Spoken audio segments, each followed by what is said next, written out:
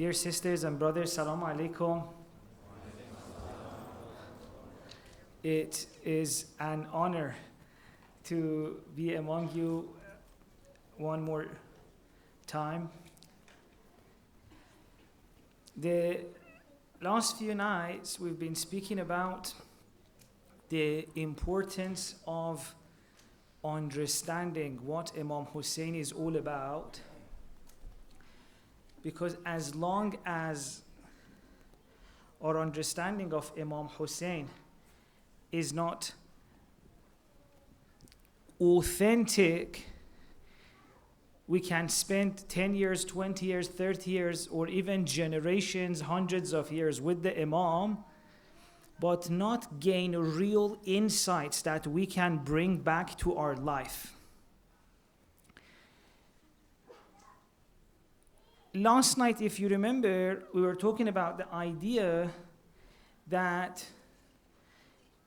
according to Imam Hussein, all the problems of the world go back to one cause issue, which is jahl, ignorance.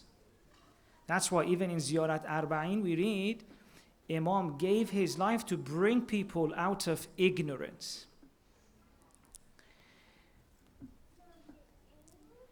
If you want to bring people out of ignorance, what is the way? When ignorance is the problem you're trying to address in the world and everything else is only a symptom of that, what is the way now that we can remove ignorance? We mentioned the verses of the Quran yesterday, and I'll go through them again quickly because it's good to have them in the back of our mind for what we're going to be discussing today. One of the verses we talked about yesterday, if you remember, was Quran is talking to its audience and says, remember when you were enemies, and not just normal enemies, some of them enemies for tens of years. It has a beautiful metaphor there. It says you were at the edge of a pit of fire. كنتم على شفا حفرة من النار. You were enemies, you were at the edge of this pit of fire, which if you think about it, the world almost looks like it now. It's not even at the edge. What was Quran's way? What was God's favor to the people that took them out of this fire? It says, فَأَصْبَحْتُمْ بِنِعْمَتِهِ إِخْوَانًا. God says, I sent you a gift, Allah in the form of Prophet, Quran, which are both introduced as rahmah, and the enemies became friend, and the fire of enmity went down. In another verse from Surah Fussilat, if you remember, we said God says, if you want to bring people towards God, if you want to bring people out of enmity, if you want to bring people out of ignorance, there's one way out. There's one prescription. وَلَا تَسْتَوِ الْحَسَنَةُ وَلَا السَّيِّئَةُ ادْفَعْ بِالَّتِي هِيَ أَحْسَنُ. Quran says the only way you can take people out of ignorance is that in confronting ignorance, you don't become like the person. Otherwise, the same ignorance is within you too. So many people, in their effort to remove a problem from the world, by the end of it, they become very similar to the problem they're trying to remove. So it says there's only one way. You see badness, you need to repel with something that's better. But this difficulty is this. Oh, by the way, before that, Quran says, and then you will see the one between you and them is an enemy, becomes waliyan hamim, an intimate friend. Do we believe this from the Quran or not? Quran is saying this is the faith I want you to have if you want to bring people towards that beautiful place.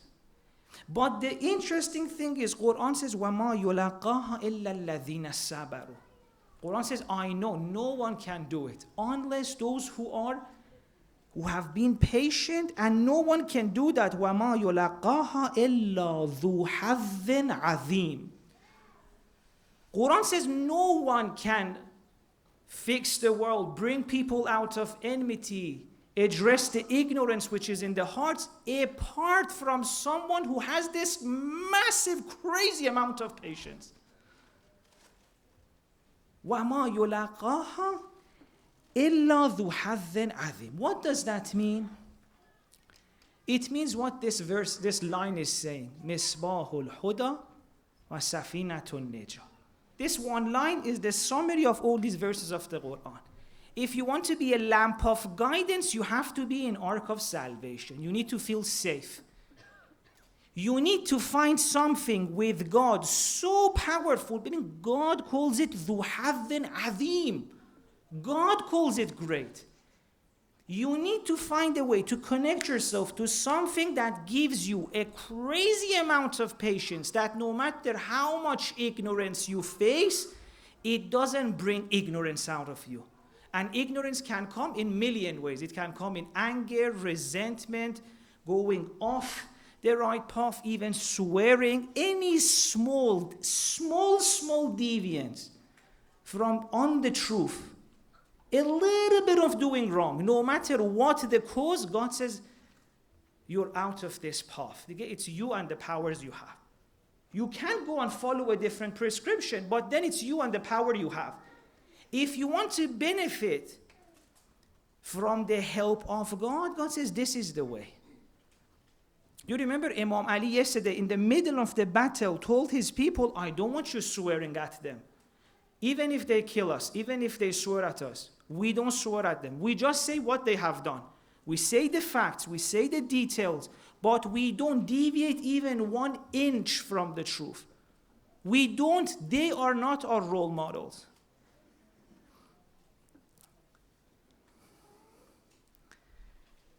Now I want to talk a little bit about how can a person get that ذُو حَظٍ عَظِيمٍ, that great portion, that great gift from God, that great amount of patience, so that no matter what happens in the world, they don't lose their balance, they don't lose their control, only good comes out of them. This is one of the things we were meant to take away from Ashura. Karbala, Imam Hussein, Muharram, they were all meant to be the ways in which we learn that such an amount of patience is possible. The fact that unfortunately we haven't discussed it that way, I've talked about that enough. I don't want to keep talking about that. So I'm not talking about the Muharram we've had so far. No, I'm talking about the Muharram we can have, inshallah, maybe next year. What was the role of Muharram? If you look at a lot of our ahadith in which it talks about crying for Imam Hussein, a very important point has been missed. What was the function of this whole thing? We have a lot of ahadith in which it says, for example, you've lost a family member, you've lost a dad, something has made you upset. Instead of crying for that, cry for Imam Hussein. You may even have heard it. If something difficult happens, cry for Imam Hussein. And my question is why? Why was it that no matter whatever problem, difficulty, hardship we had in our life, the Ahl Bayt were trying to send us to here, to this place? What is about this? Why would they do that? If you've lost someone, if you've got an illness, if you're hurt, if you're lonely, they say, go to Hussein's and cry for him. Why should I cry for Hussein? How does that help me? Well, some may give you these answers, Masai softens your heart. I don't know, it's beautiful. I don't think it's any of that. It's much greater than that. Why did they tell us come here? Because on Ashura, Imam Hussein and his family showed that insan is greater than pain. They were like, bring whatever pain you have here, see that here there's much more, and see that as great as pain it is, we eat it. It's smaller than us. How did they show that? Imam Hussein asks his family member, what is death to you like? All of these things happening on Ashura that we tell each other, mourn for, difficult, it makes us cry. How is it to you, this little teenage boy, or whatever the age? What does he say? أحلى من العسل. You come, you see a great amount of pain and suffering, and this little person says, I eat it and it's sweeter than honey. What is he showing us? We're above this pain. That's what was Muharram meant to be. Whatever pain you have, come here, see so much bigger pain, and get a reminder that it's nothing compared to how great you are. You think Imam Hussein and his family were upset on the day of Ashura? Tonight when you go home, go and have honey if it's okay. Put a little bit of honey in your mouth. See, is that nice or not? Now this kid says, for me, this Ashura is nicer than honey. Is that kid upset or is he happy? This is what Imam Hussein is showing to us on Ashura. He says we've become, as a result of our relationship with God, so great. All of the pain, losing my brother, losing my son, all of the wounds on my body, it's nothing. It's like honey. Muharram was meant to be the way out of pain, not come and get stuck in the pain. Feel the pain, see the difficulty, and then see they show you a way out. Why is that important? Because when you go back to your life, no matter what pain is there, you know you can eat it like honey. It was meant to be a reminder of how powerful insan is with God. It wasn't meant to be a place where we get stuck in the pain. What happened to that? What happened to the fact that the reporters say as the day of Ashura went on, Imam Hussein and his companion's face was getting brighter and brighter and brighter and brighter. They're telling us, Imam Hussein says, if you want to help people out of ignorance, you need to feel this much safe in the world. You need to be so much above your pain, no matter what happens around you, nothing can shake you. Then from that place, if you come back to the world, you can become Misbahul Huda. You can become a lamp of guidance. Please recite salawat.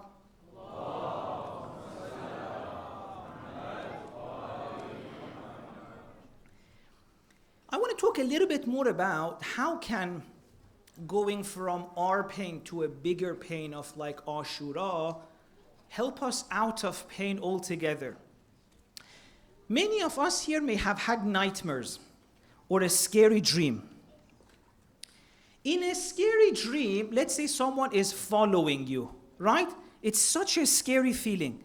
Someone's chasing you, you're running, there's so much fear, so scary. Do you know when usually we wake up from these scary dreams? That moment when, for example, the person who's chasing us gets so close, we fall, we trip, he's about to catch us. Usually in scary dreams, they never catch you, you wake up. The moment that thing you're so scared of gets so close to you, you wake up from the nightmare. You wake up from the scary dream.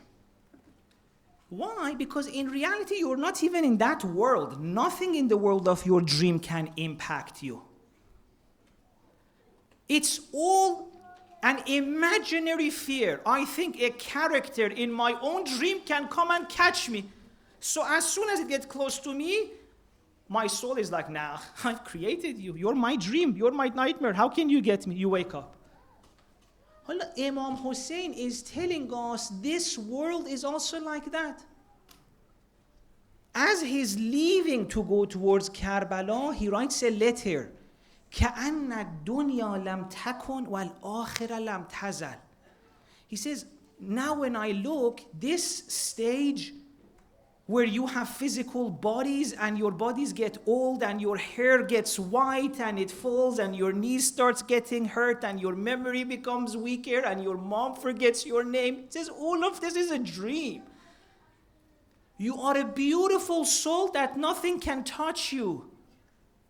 Imam Hussein says, فَكَأَنَّ الدُّنْيَا لَمْ تَكُنْ, as if the whole surface of reality, this world never existed. It's all a dream. وَالْآخِرَ لَمْ تَزَلْ. And Akhirah was always there. You are a soul. Allah, if this world is a dream, Imam says all these things you're scared of can never get you, can never distract you.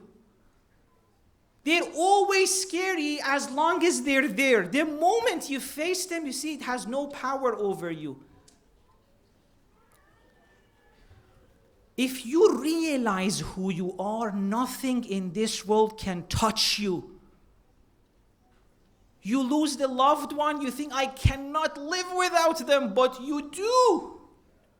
That's even without knowing you're a soul. Imagine knowing you're a soul. If I lose my job, I can't. No, you can. There's nothing in this world that can take your joy away from you. That whole sentence in the Quran, أَلَيْسَ اللَّهُ بِكَافٍ عَبْدَهُ, am I not enough for you? God is saying there's nothing in the surface of the world that can get to you. I'm enough for you. That's what Ashura is saying. Ashura is saying all these things people are scared of. Give it to me. Losing your child? Getting wounds? Saying goodbye to your sister? Bring it all in. And I'm going to eat it like it's honey because I'm an insan. And all of this is a dream. Imam Ali, when Ibn Muljam strikes him, what does he say? Fustu wa Rabbil Kaaba. Oh, alhamdulillah. Just read Imam Ali's sentences about death. It's like, oh, death. We think death is the end of us. We don't know death is the end of all of our pains and problems.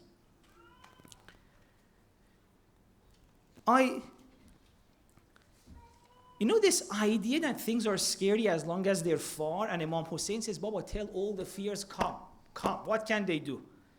Even magicians of Pharaoh knew that. If you look in the Quran, when Pharaoh told his magicians, I'll come and do this to your body, do that to your body, they were like, mate, do whatever you want. We're not even here. This is a dream. We're a soul. La dhayra lana. You cannot harm us. I remember a year ago, there was this possibility that my brother may not be able to be on the wheelchair anymore. And one day, I remember it was actually very much linked to Imam Hussein because it was just before Arba'in. We were going to drop his wife to go to the airport to go for Arba'in. And I was like, Reza, how are you feeling right now? Are you scared of anything? At that point, he had been on wheelchair for more than 20 years, so his body was getting much worse. There was a possibility that he may have to be on the bed, not even on the wheelchair, and then everything had to be done for him. He said, Javad, sometimes that is scary for me. But I was starting to get used to the wheelchair, going on a bed, and my child needs to come help his mother to change. May be difficult. I said, Reza, if it's going to happen, it will happen. You're bigger than that. Eat that fear. A few months passed, it actually happened. He was on the bed. Everything that we were talking about actually happened. Just a few days ago, we were talking on the phone. I said, Jabal, you know what? Those days when I was on the bed, I was actually feeling better than on the wheelchair. He said, God gave me such a peace. Everyone was worried for me. I was much calmer than before when I was on my wheelchair. What is God trying to show us? But that thing is scary from far. Go into it, see, it's nothing. This is what Ashura was meant to be. Face your biggest fear, the biggest pain of humanity, and see a small kid says, it's like honey for me. Now, when you understand that, when you realize that, this is the Safinatun Najah. They take you to a place where no matter what happens in this world, nothing touches you. You're so powerful. Now this is that Dhu Hadhin Azim that Quran says. If you get there, now you can come back to the world and fix ignorance. You become God's way of helping all of humanity out of their ignorance. Now I want to share with you a little bit from Imam Ali to see how much we still need to learn from these beautiful people. Now I want to show us the link between someone who is in that place of safety where nothing in this world can touch them. What do they become? We read in Jami' Kabira, Muntaha al-Hilm. Their patience never runs out. And don't think this is for the Ahl Bayt. I can mention examples from people here who are living like that. I can't share all the examples because my time is low. But I know I can show you people right here going through situations you would not be able to imagine their pain, but mashallah, they're living like there's nothing. So this is not just for the Ahl Bayt. Ahl Bayt are just showing the way. It's for everyone. It's for every single one of you. Now, from that place, when you come back to the world, you have enmity with no one because you're in such a place, no matter what they do, it doesn't even impact you. As you come back to the world, and you want to help the people who are doing more wrong because those are the ones who need more help. Now, I want to talk a little bit about one of the people who lived like this in the world, Imam Ali. And let's go to the Battle of Jamal. In the Battle of Jamal, this other side go and take over one of the cities, the city of Basra. And they do so much nasty things, which I don't want to share because we have young kids here. I don't like these things being shared in front of children. They do really bad things. And I want you to know this was not an easy thing. They go to a city, hurt a lot of people in very bad ways. Now, someone asked Imam Ali, what should we do with these people? Well, Imam Ali is in charge at that time. Imam Ali says, well, we need to go and help them fix what they're doing. He says, well, if they didn't accept to be fixed, he says, I'll give them advice again. If they didn't accept your advice, what you do? Then we'll find a way, we'll keep doing. Now, I want to show you the stages Imam Ali went with this group. And to be honest with you, the first time I read this, I just wanted to let the whole world know that I'm not a Shia. That if Shia is Ali, I'm not even 1 inch like that. At least let the world look at him. Maybe another person is interested in becoming like him. Let them not look at me and think I am like that. No, that is, mashallah, so beautiful. I want to become like that, and I have hope. But at the moment, I don't think we're like that. Even at that time, his own people around him wasn't.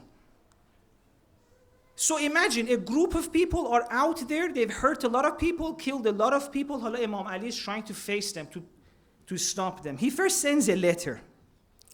He sends a letter with some of the most senior people in his side because he wants to show respect to them. Maybe these are killers.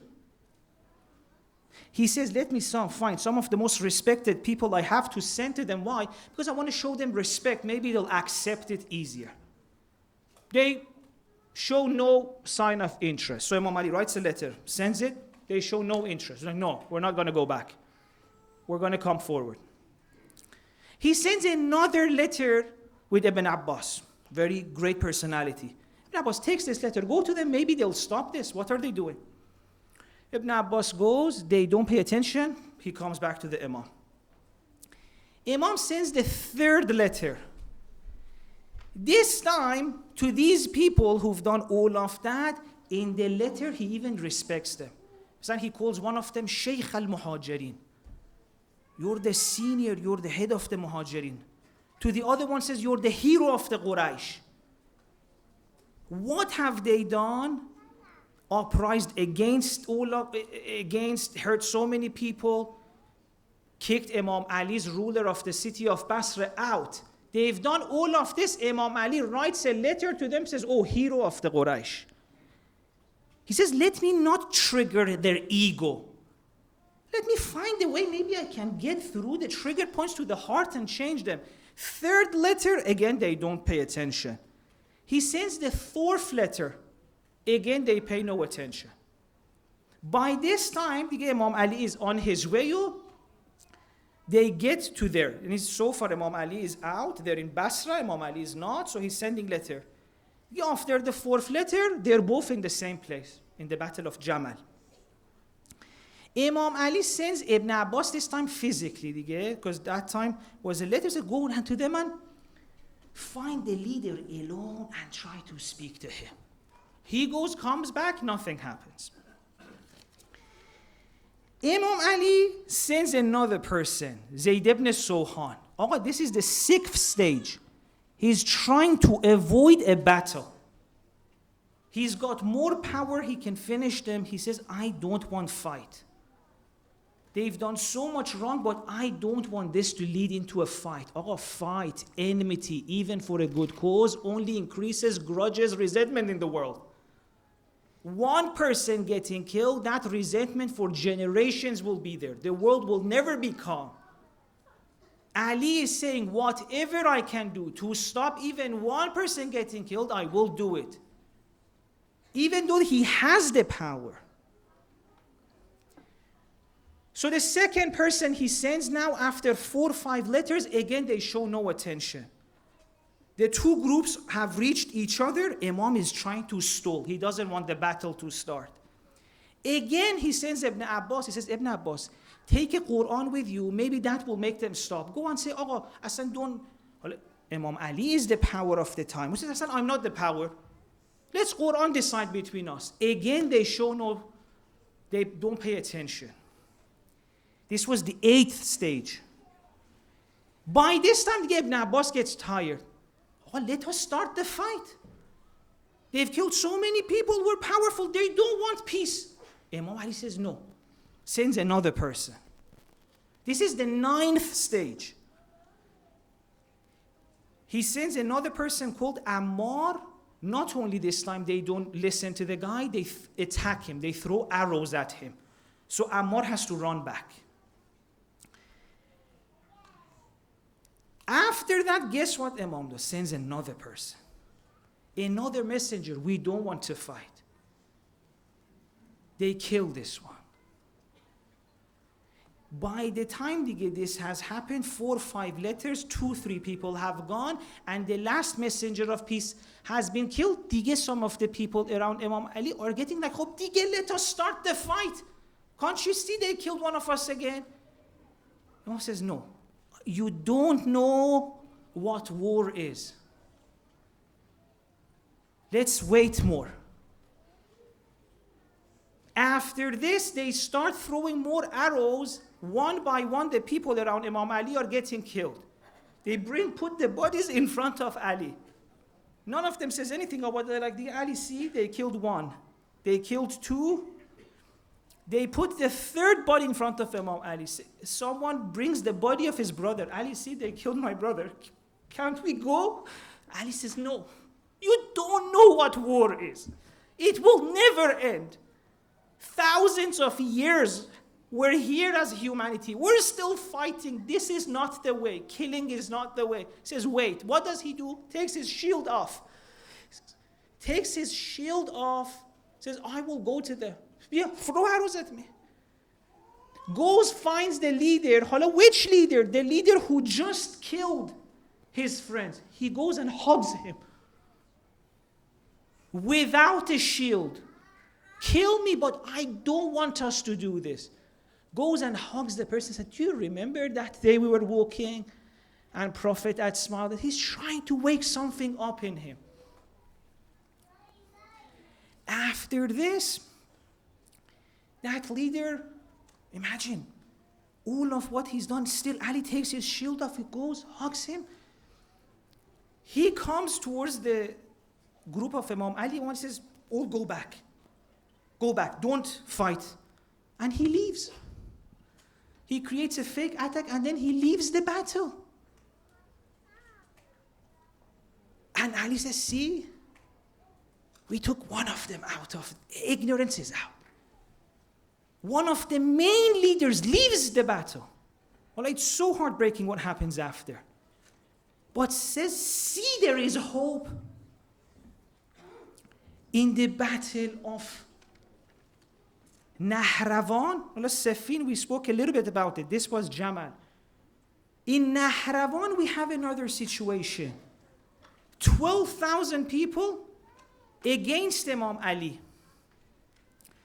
I don't have time now. There's so much beauty here. Can you imagine, by the way, before Nahrawan starts, these people would come inside the mosque. Imam Ali is talking, they would swear at him. You're a kafir, may God kill you. Think about it. And he says, now, as long as you don't start hurting people physically, do whatever you want. Come to the mosque, swear at Ali, in front of Ali, it's okay. Ali says, not only we won't stop you from coming to the mosque, we even give you the right from Baytul Mal. Despite all of this, they don't stop. They start a war. 12,000 people, and on this side, Imam Ali. The same thing happens. He sends almost, I think, many letters. Despite that, again, he goes, talks to them. Hala bebin, this is what I want to say. For Ali, solving the problems of the world is not getting rid of these 12,000. So, but these are people too. These are God's creation. Yes, they want to kill me now, but I'm Imam of everyone. He talks to them. Out of the 12,000, 8,000 of them leaves the battle. He saves 8,000 people from darkening their own souls. Ali says, this is my victory. My victory is not killing the person who wants to kill me.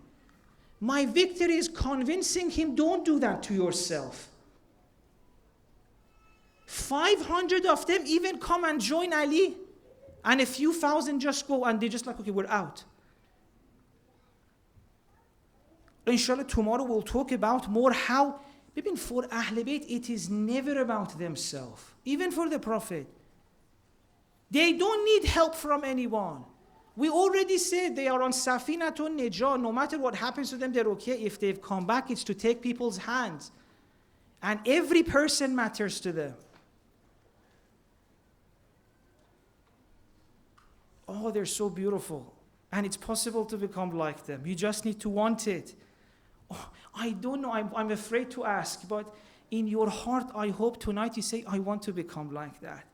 I want to be on that Safinatun Najah, that no matter what happens here, I'm safe. My family is okay. I want to come back and be able to help the world. I want to come back and help humanity after thousands of years of being stuck in this nightmare. Finally, we wake up and we realize we were beautiful souls created by God. We were not meant to fight. We were not meant to be scared. We were not meant to be in pain. This is what Muharram is representing. We're not here to help Imam Hussein. We're here so he reminds us we have a loving God.